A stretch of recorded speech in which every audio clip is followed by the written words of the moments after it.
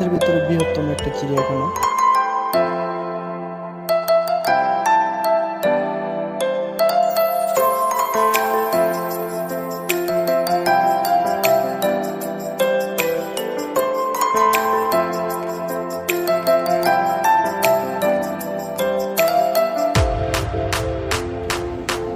এই যে লোকটা দেখেন কিভাবে খেলা করতেছে পেঙ্গুইনের সাথে।